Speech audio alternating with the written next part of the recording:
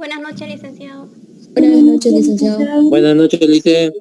Buenas noches. Buenas noches, licenciado. Buenas noches. Pensé que no estaban escuchando. Hoy vamos a ver el tema de los activos fijos, ¿no? El tema de los activos fijos no deja de ser importante dentro de las empresas. Sin duda, los activos fijos constituyen el respaldo o el soporte, digamos, de una empresa. O sea, dicho de otra manera, podríamos decir que por ejemplo, si tiene bastante activo fijo, diríamos que tiene respaldo la empresa, pero si no tiene activo fijo, quiere decir que no tiene respaldo, ¿no? ¿Por qué? Porque los activos fijos son realizables a corto plazo. Lo que quiero decir es que se pueden vender los activos fijos y volverlos líquidos, ¿no? O efectivos. Entonces, ¿por qué les digo esto? Porque sucede que cuando un banco financia a una empresa, o sea, otorga préstamo, lo primero que le van a pedir es el revalúo técnico de los activos fijos. ¿Por qué el tema de revalúo? Porque quieren saber a cuánto alcanza el valor de los activos fijos. Y no solamente el banco, por ejemplo, los entes financiadores como es Banco Mundial, Fondo Monetario Internacional, cuando ellos hacen un financiamiento, lo primero que piden a las organizaciones es el revalúo técnico de sus activos fijos, para ver si la empresa tiene respaldo o definitivamente no tiene, ¿no? Entonces, por esa razón que los activos fijos son importantes, ¿no?, dentro de una empresa. En este caso, si ustedes lo ven, tiene diferentes denominaciones. O sea, en nuestro país lo conocemos como activo fijo. En Argentina manejan más como bienes de uso. Y en Estados Unidos lo llaman propiedad, planta y equipo. Y en Chile lo llaman activos no productivos. Y en España llaman bienes inmovilizados, no son bienes removibles. Por favor, hay un error ahí. En España lo conocen como bienes inmovilizados, quiere decir que, entonces, ahí hay un error, no son bienes removibles, sino son bienes inmovilizados. Inmovilizados quiere decir, ¿no? Entonces, pero en nuestro país lo conocemos como activos fijos, ¿no? Son activos tangibles que tiene una empresa para usar en la producción o suministro de bienes y servicios, ¿no?, para rentar a otro o para propósitos administrativos, ¿no? O sea, normalmente los activos fijos nos sirven para el funcionamiento, digamos, de la empresa, ¿no? Y B, han sido adquiridos con la intención de emplear sobre una base continua, ¿no? Y C, no están destinados a la venta o en el curso normal del negocio. Estas son algunas características que tiene el activo fijo, que por ejemplo cuando dice no están destinados a la venta o que los activos fijos deben tener duración mayor a 1 año, ¿no?, para ser considerados como activo fijo.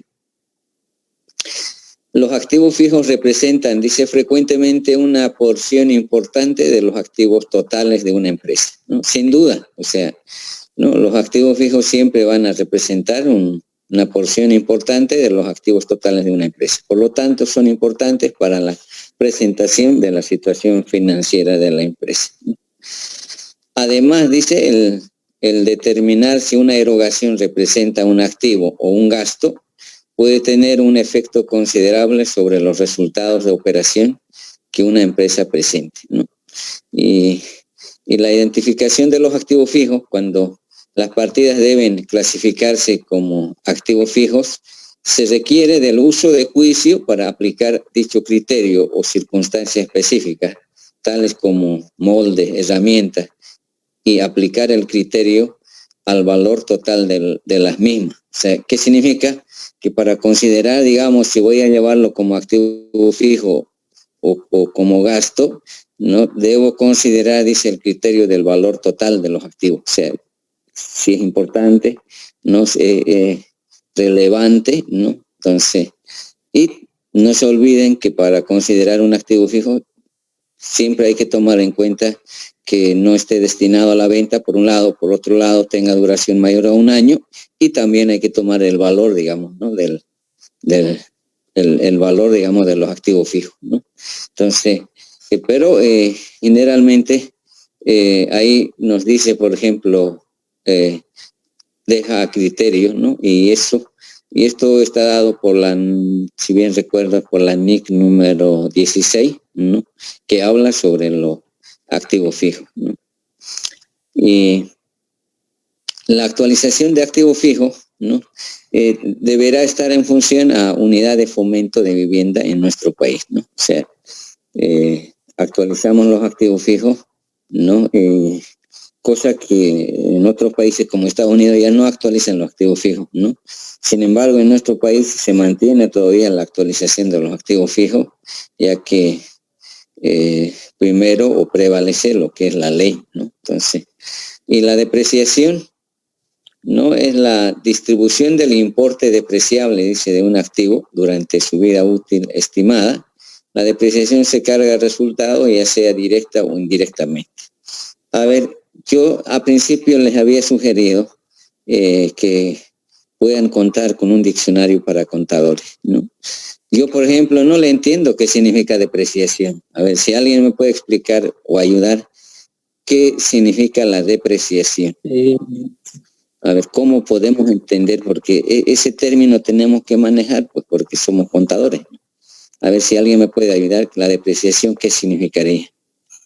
Algunos lo denominan como la distribución del costo del activo fijo durante todo el periodo de su vida, bueno, durante lo largo.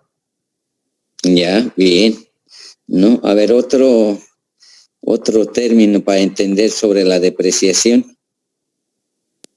Otros lo definen también como la expresión en términos de unidades monetarias sobre el desgaste que sufren los activos fijos a medida de que se va usando. Ya, bien. O sea, en sí yo lo sintetizo, digamos, el desgaste, digamos, ¿no? Que sufren los activos fijos, ¿no? Y cuando digo el desgaste, o también podría ser la pérdida de uso, digamos, ¿no? Que sufren los activos fijos, ¿no? Por el uso que se le da, ¿no? Hay una pérdida por el uso, entonces, y eso lo pueden ver ustedes en el diccionario para contadores, ¿no?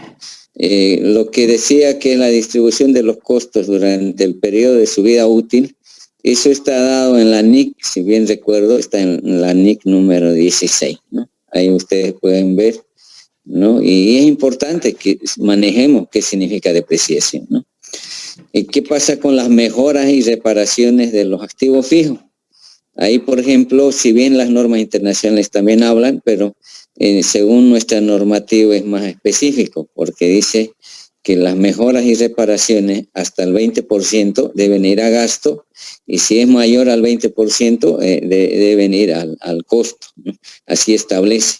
Sin embargo, ahí hay un error de interpretación cuando dice, cuando hay mejoras y reparaciones, incrementa, dice, la vida útil del bien. Para mí que no incrementa la vida útil del bien. Lo que incrementa es el valor del activo fijo.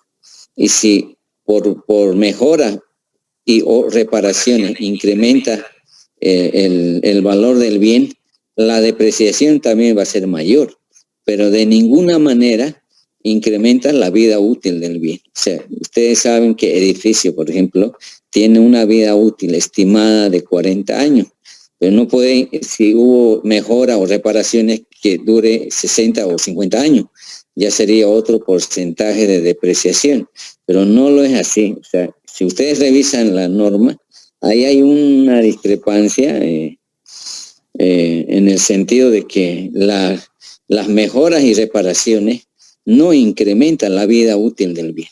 Lo que incrementa es el valor del bien. Entonces, en eso ustedes tienen que analizar y ver si lo que estamos manifestando estamos en lo cierto. ¿Por qué? Porque para mí que hay una discrepancia ahí, ¿no? Porque la vida útil no puede cambiar. O sea, se va a mantener porque es una vida útil estimada. Con eso no quiero decir que, por ejemplo, el edificio va a durar 40 años, no. Puede durar menos o más, pero hay una estimación, ¿no?, de 40 años. Entonces, ahora, cuando hay reparaciones o mejoras, no significa que va a incrementar la vida útil del bien, de ninguna manera. Lo que va a subir es incrementar el valor del activo fijo. Al incrementar el valor del edificio, en este caso, la depreciación va a ser mayor, ¿no? De eso habla el 24051 sobre mejoras y reparaciones, ¿no? Las altas de activo fijo están referidos a las compras de activo fijo y eso normalmente en auditoría revisamos con factura, ¿no? Y cuando hay venta baja de activo fijo, se refiere a la venta de activo fijo, ¿no? Y en la venta de activo fijo debemos determinar si hubo ganancia o pérdida en venta de activo fijo, ¿no? Es importante que ustedes sepan que cuando hay una venta de activo fijo, se tiene que determinar si hemos ganado o hemos perdido. Pero ahora la pregunta, cuando vendemos un activo fijo a medio uso, ¿se tendría que facturar? Sí. ¿Se factura? Sí, le dicen se factura. Sí. ¿Por qué facturamos? A ver. Porque tenemos que dar de baja el activo. Ya. Resulta de que todas las empresas, ¿no?, estoy hablando de las empresas ya sean unipersonales, SRL, sociedad anónima, están en la obligación de facturar, o sea, sí o sí, ¿no? O sea, no solamente en la venta de activo fijo, en todo, ¿no? Entonces, a eso hay una disposición que ampara, ¿no?, y también, por ejemplo, el Estado pues vive de los impuestos, ¿no? Entonces, estamos en la obligación de facturar. Las empresas son los que tienen que, digamos, velar, digamos, que toda transacción esté debidamente facturado a través de las notas fiscales, ¿no? Entonces, sí deben estar facturados, ¿no? Y ahí la pregunta dice, ¿a partir de cuándo depreciamos? Y la respuesta dice, desde el momento en que entra en uso el bien, ¿no? O sea, a ver, ahí quiero ser más explícito. ¿A partir de cuándo depreciamos? Y la respuesta sería desde el momento en que entra en uso el activo fijo. Pero ¿qué pasa, por ejemplo, si he comprado el activo fijo en el mes de enero y recién lo voy a usar en abril? ¿Qué sucede en ese caso, digamos? A ver si alguien también me puede ayudar. Se empieza a actualizar desde enero y se empieza a depreciar desde abril. Pero, ¿cómo tendríamos que reflejar eso, digamos?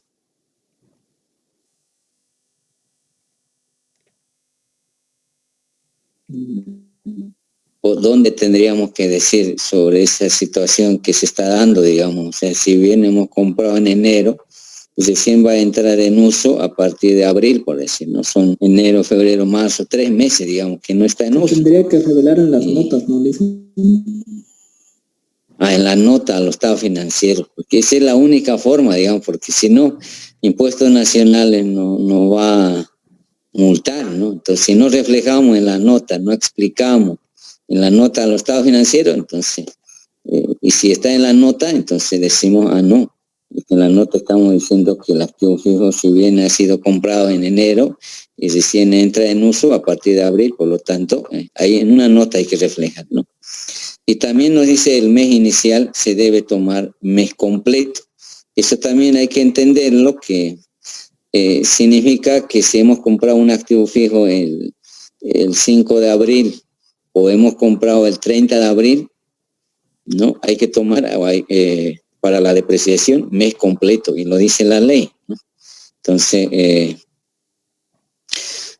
esos son algunos aspectos que debemos tomar en cuenta, ¿no? Que algunos siguen aplicando a lo que era antes, digamos, decían que si hasta el 15 que se compró, no se toma, y si ha sido posterior, ya se toma, no.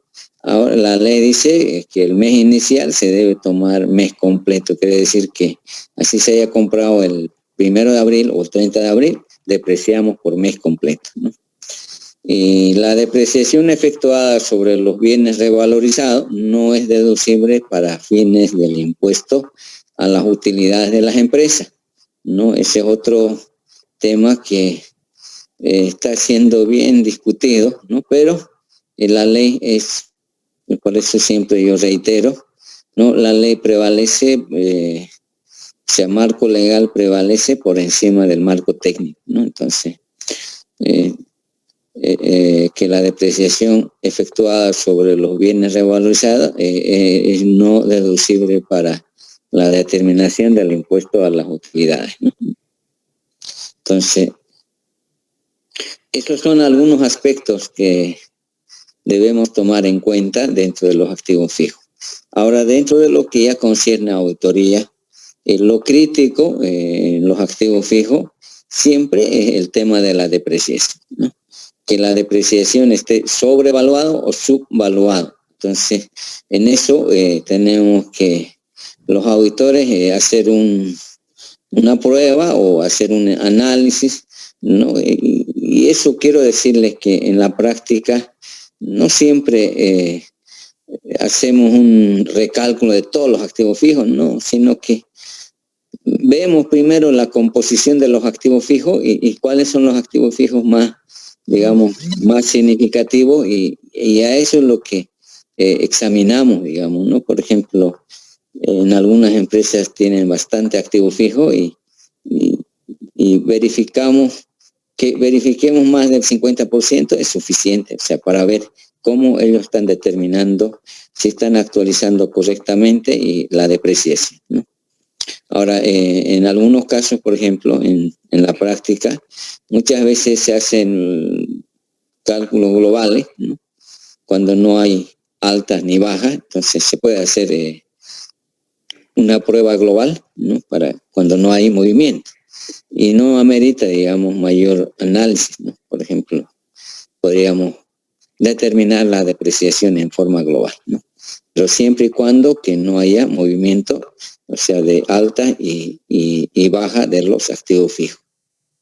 Y también no les he mencionado aquí, hay que tomar en cuenta también el tema de las transferencias de activos fijos. Ese es otro que no está en los libros, digamos, ¿no? Que en algunas empresas yo me he topado con que los activos fijos fueron transferidos, ya sea a las agencias, sucursales, etcétera. Entonces, ese aspecto, por ejemplo, ustedes han debido elaborar el cuadro de activos fijos, seguramente en alguna materia, y en ese cuadro hay que incorporar una columna que se denomine transferencia, ¿no?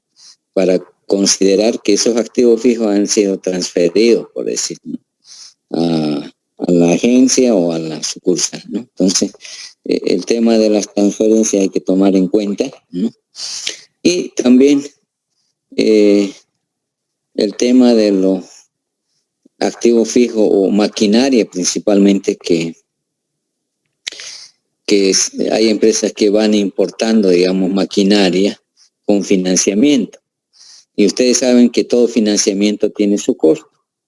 El costo es el interés, ¿no? El interés, ¿no? Entonces, en ese caso, por ejemplo, si voy a importar una maquinaria agrícola o un tractor, por decir, estoy financiando y el interés lo voy a cargar al costo, digamos, de la maquinaria hasta que llegue a la empresa, ¿no? Una vez que ya llega, ese interés ya va a ser gasto financiero, ya no va a ir al costo. Pero mientras no llegue, todo va a ir al costo. Entonces, eso también hay que considerar de que el interés cuando se paga o cuando se compra una maquinaria con financiamiento, el interés que ya vamos a pagar hasta que llegue la maquinaria, va al costo. Y una vez que ya ha llegado, entonces ya va a ir como gasto financiero, ¿no? Esos son algunos aspectos, perdón. Esto Sí, en base a la NIC 23, costos por préstamos, ¿no? Cuando hace referencia al activo apto. Eso entonces Sí, es sí. aplicable aquí en nuestro país, el hecho de que se carguen los intereses al costo de la... Ajá. Eso es lo que se llama, a ver, yo lo vi ese tema en costos capitalizados, ¿no? Ahí es donde yo vi que los intereses en sí, a ver si ustedes se dan cuenta, cuando importamos mercadería, todo va para el costo, ¿no ves? Entonces lo mismo sucede, pues, ¿no? O sea, no solamente el interés que va a ir al costo, todo, o sea, prácticamente hasta que llegue, digamos, ¿no? Porque eso llaman, a ver, todos los gastos que represente o gastos incidentales que represente, va a ir al costo, pues, ¿no? Porque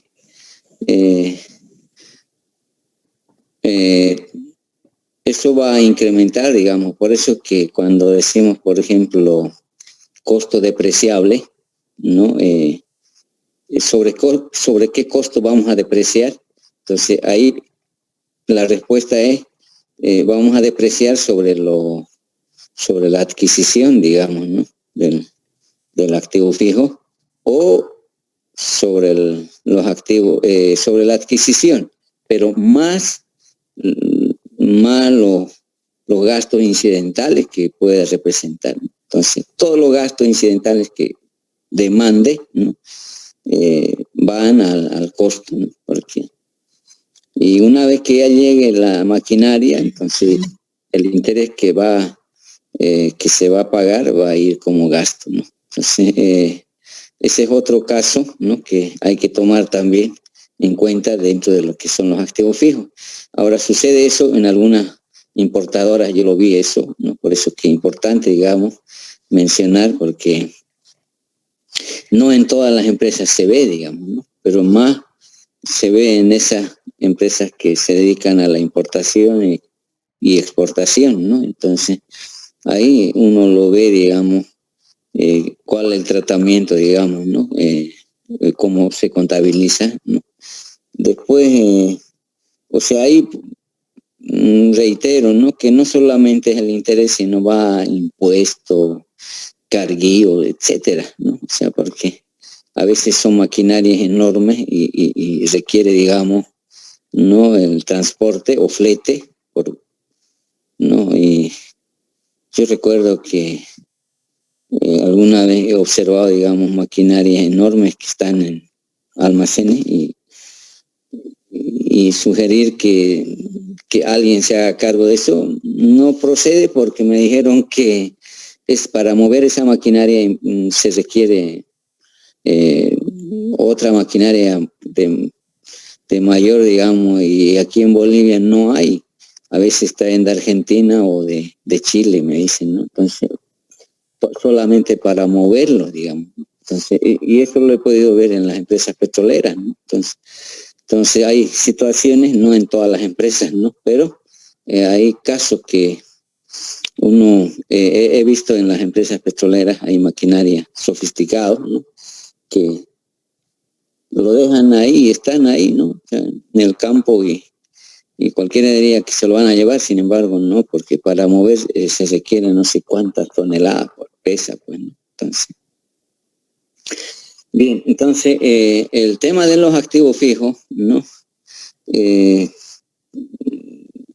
También los activos fijos son revalorizados, ¿no? Y el tema del revalúo técnico, solo a través del revalúo técnico podemos saber cuánto vale un activo fijo. De otra manera, es difícil saber realmente cuánto es el valor del activo fijo, ¿no? Y es más, pues, ¿no? Que hace años atrás teníamos dos opciones, digamos, ¿no? Que los activos fijos podíamos actualizar o efectuar revalúo técnico. Entonces, una gran mayoría de las empresas han optado por actualizar y no revalorizar los activos fijos. ¿Por qué? Porque el costo que representa, pues, ¿no? Hacer un revalúo técnico siempre tiene un costo elevado. Entonces, casi la gran mayoría de las empresas han optado por actualizar en función a unidad de fomento de vivienda. Sin embargo, la otra alternativa es el revalúo técnico, ¿no? Por eso se llama el valor corriente de los activos fijos, es el revalúo técnico, ¿no? A través del revalúo técnico podemos saber cuánto vale un activo fijo, ¿no? Y ustedes saben que para efectuar un revalúo técnico se requiere pericia o ser especialista, pero con eso no quiero decir que no podemos revalorizar los contadores, podemos, pero ¿qué mejor? Pues no, un experto, un perito que haga el revalúo técnico, ¿no? Porque yo participé en un revalúo técnico, por eso que les comento, porque he tenido mucha dificultad yo en el revalúo técnico, ¿no? Es un trabajo, ¿qué les puedo decir? Muy a detalle, digamos. Por ejemplo, yo recuerdo un primer procedimiento que hemos hecho, hacer un inventario de todos los activos fijos de la empresa, ¿no? Y para ello se tenía que viajar a los diferentes departamentos, ¿no? Donde la empresa tiene sucursal. Inclusive teníamos que viajar a las agencias, ¿no? Y no solamente hacer el recuento físico de los activos fijos, sino codificarlos uno por uno, ¿no? Entonces ese trabajo, o sea, se imaginan ustedes, yo recuerdo que yo participé 3 meses, después ya me salí porque y no se había terminado el revalúo técnico en 3 meses. Se imaginan la cantidad de los activos fijos que se tenía que codificar, etcétera, etcétera, y clasificar, ¿no? Es un trabajo que, por eso les digo que a veces es mejor los peritos o especializados quienes tengan que efectuar ese revalúo técnico, ¿no? Y yo conozco una empresa que se llama Sotomayor Limitada, que solamente hace revalúo técnico, ¿no? Son peritos, ¿no?, que en hacer revalúo. Ahora también ustedes han debido ver que en la ASFI, la Autoridad Superior de las Entidades Financieras, tiene también peritos especializados que están inscritos en ASFI para efectuar revalúo técnico. Cuando van a otorgar un crédito, si es con garantía hipotecaria, lo primero que ellos van a hacer es un revalúo técnico, ¿no? Entonces, ¿qué significa eso? Que el revalúo técnico se puede efectuar en cualquier momento, ¿no? Pero por principios de uniformidad, siempre es recomendable en las empresas que se haga un revalúo técnico al 30 de junio o en todo caso al 31 de diciembre, ¿no? Recomendable, digo, no quiere decir que no se puede hacer el revalúo técnico a cualquier fecha, ¿no? Y el revalúo técnico no es más que dar un nuevo valor a un bien, ¿no? Pero de acuerdo al estado y conservación en que se encuentran los activos fijos, ¿no? Para ello utilizan ciertas cotizaciones, ¿no? Y ahí lo que he podido notar es que vale mucho la experiencia también del perito, ¿no? Porque ya conoce, ¿no?, más o menos el estado en que se encuentra cada activo fijo. Y por ejemplo, si yo les digo, a ver, ¿quién puede revalorizar los tractores, por ejemplo, las maquinarias? ¿Quién tendría que ser?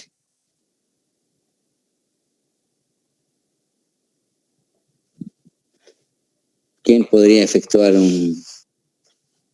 la maquinaria agrícola, por decir?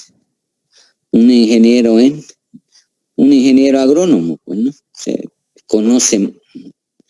Y si hablamos de los vehículos, ¿quién tendría que revalorizar los vehículos?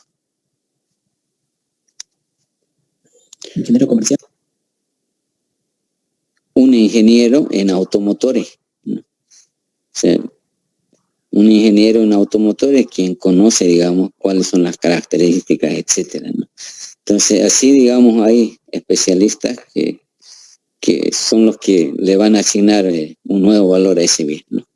Ahora, como le decía, que las empresas, para mí, deberían hacer revalúo técnico cada año, pero por el tema de costo no es factible, ¿no? Por eso que optan por actualizar en función a unidad de fomento de vivienda, ¿no? Y también quiero decirles que los porcentajes de depreciación que tenemos en el decreto 24051. Eso los contadores debemos manejar. Y créanme, no podemos preguntar al contador cuánto es la depreciación de películas cinematográficas. Por ejemplo, aquellos que les gusta ir al Cine Center. A ver, ¿quién me dice cuál es el porcentaje de depreciación para películas cinematográficas?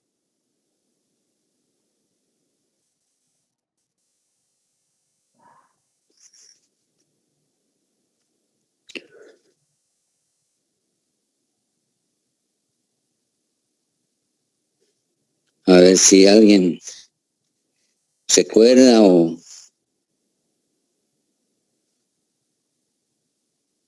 ¿Qué porcentaje se deprecian las películas cinematográficas?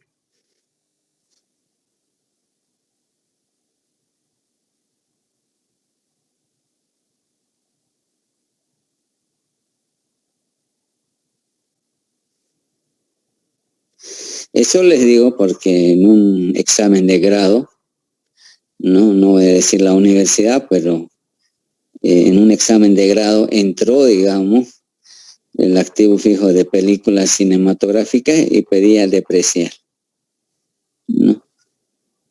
Y si no saben qué porcentaje se deprecia, muy difícil, ¿no? Depreciar.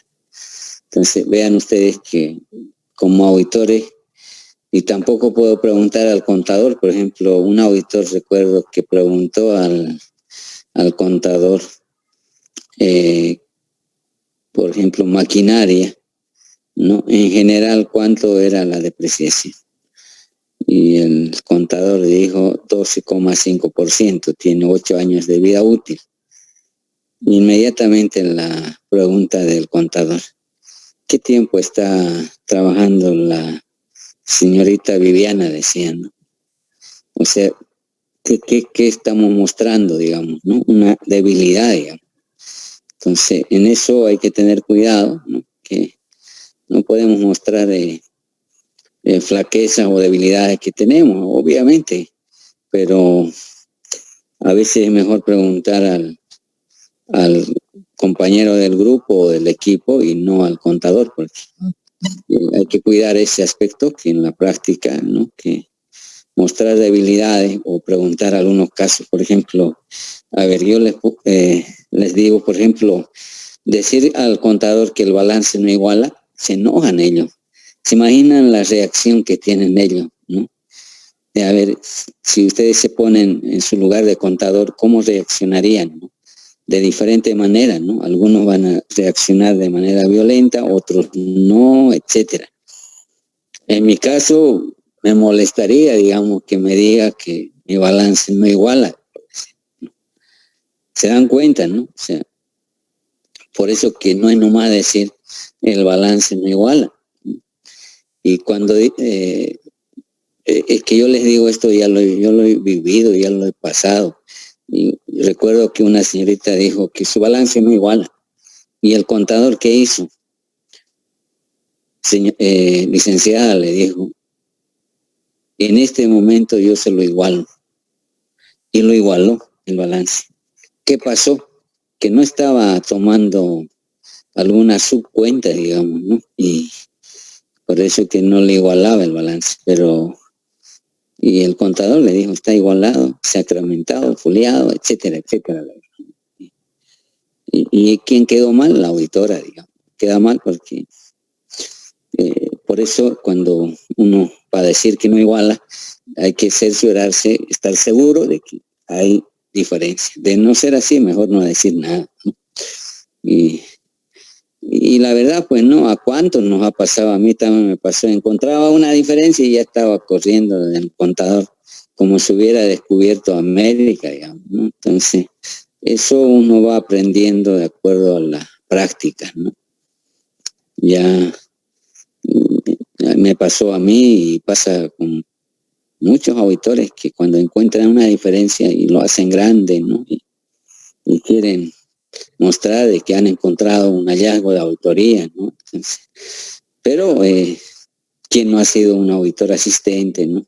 Entonces ya uno con años de experiencia ya va uno tomando cautela, digamos, en estos casos, ¿no? Por ejemplo, yo lo que les puedo sugerir es lo siguiente: como auditores nunca debemos entrar en contención, ¿no? O sea, ¿qué significa? Que yo no puedo discutirme con funcionarios de la empresa, no puedo, o sea, se imaginan queriendo discutir, a veces hay auditores que discuten, no es conveniente, ¿no? Entonces hay que tener cuidado, ¿no? Hay que tener cuidado en no entrar en contención, ¿no? Y ahora también he estado en reuniones con la gerencia, que es a otro nivel, donde la discusión es bastante acalorado, ¿no? Pero y ahí uno también tiene que ponerse fuerte, ¿no? Pero siempre con criterio, con fundamento, no así por así, ¿no? Entonces, y dan brazo a torcer, les digo eso, porque en una ocasión, ¿no? Todo el equipo de auditores nos retiramos del banco y regresamos. Después de una semana nos llamó pidiendo disculpas, etcétera, etcétera. Entonces sucede en algunos casos que son, ¿no? Que situaciones que no es usual, pero, ¿no? Y de eso uno aprende, digamos, ¿no? Son experiencias que ayudan, digamos, a saber manejar al cliente. A veces los auditores no sabemos manejar al cliente, ¿no? Y eso a veces es fundamental, saber manejar al cliente, ¿no? Y eso es lo que a mí me ha enseñado, ¿no? Y sigo aprendiendo, ¿no? Hoy en día, ¿no? Porque hay empresas que son bastante delicados, ¿no? Y otros que no son, o sea, hay de todo, ¿no? Y lo que sí, digamos, cuando yo hago auditoría a una empresa, es como entrar a mi casa, digamos, ¿no? O sea, no hay ese temor, no, sino uno ya con la experiencia que tiene, pero siempre con educación, ¿no? Y siguiendo el conducto regular, digamos, ¿no? Siempre respetando a la máxima autoridad ejecutiva. Y entonces, esos son algunos aspectos que uno va adquiriendo y ustedes lo van a vivir, ¿no? Yo pienso que ustedes son los que van a realizar diferentes auditorías, ¿no? Y alguien me decía, pero hoy en día todo es muñeca. No es tan así. Yo creo que todos van a tener una oportunidad, ¿no? Todos, sin duda, todos van a tener una oportunidad. Y ahí van a ver ustedes, ya la cosecha ya dependerá, ¿no? De las habilidades. Hay varios factores jóvenes, no es solo conocimiento tampoco, sino hay ciertas habilidades de cada persona, de cada profesional, ¿no? Que yo siempre digo, ojo de águila, ¿no? Que los auditores debemos estar despiertos, ¿no? Despiertos en todo sentido, digamos, ¿no? Porque de otra manera, he escuchado decir, por ejemplo, ese auditor es ciego, ¿no? Entonces, no, ¿qué significa? Que no ha visto nada, pues, ¿no? Entonces, por eso yo les digo, estos porcentajes de depreciación tenemos que manejarlos, ¿no? Yo recuerdo cuando estuve en la universidad, si no me lo sabía todos los porcentajes de depreciación, no me dejaban entrar a pasar clases hasta que aprenda, ¿no? Una vez que ya manejaba todos los porcentajes de la depreciación, recién entraba. Y créanme, eso se me quedó hasta el día de hoy, ¿no? Si ustedes me preguntan de todos los porcentajes, yo creo que debo tener unos 2% de error, puedo tener, pero ya en un 98% manejo. Ahora también, claro, es que todos los días estoy con ellos, digamos, ¿no? Pero yo les sugiero esos porcentajes de depreciación. Si en el examen me preguntan, por ejemplo, ¿cuánto es la depreciación de avión? Yo les voy a decir 25%. ¿Cuánto es la depreciación de avión?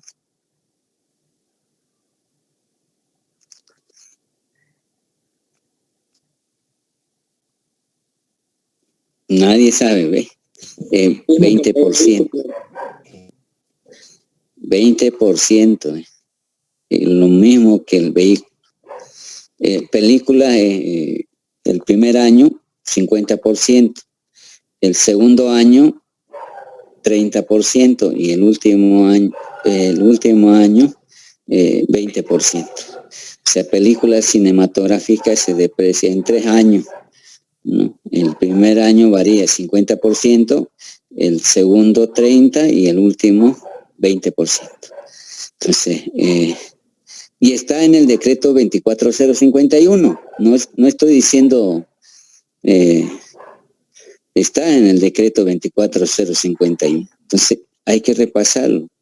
No, si bien no está dentro de la tabla de las depreciaciones, pero recuerdo que está en el decreto 24051. Si lo revisan, me van a dar la razón. Si no lo revisan, esto va a pasar desapercibido, ¿no? Entonces, jóvenes, si me preguntan en el examen cuánto es la depreciación, cualquier porcentaje, y después me dicen, licenciado, usted me dijo. ¿Por qué? Porque eso es obligación de que ustedes sepan los porcentajes de depreciación. ¿No? Yo creo que saben, ¿no? Lo que pasa es que se han olvidado y hay que repasar, ¿no? Porque yo también me olvido, pero cuando uno repasa, recuerda y dice, bueno, estos son los porcentajes. Jóvenes, el próximo vamos a hacer caso práctico de activo fijo, ¿no? Y de ahí veremos inversiones, patrimonio ¿no? Y vamos a tratar de llegar al estado de resultado, ¿no? Esa es la idea, que analicemos las cuentas de resultado. Bien, jóvenes, nos vemos en la próxima clase, ¿ya? Respecto a los exámenes, recién lo voy a ver, ¿ya? Un poquito de paciencia, ¿ya? Recién lo voy a ver y estoy calificando, a ver, de auditoría, no sé si esta materia estoy calificando, pero estoy calificando de 10 en 10. ¿Ya? ¿Tienen alguna pregunta?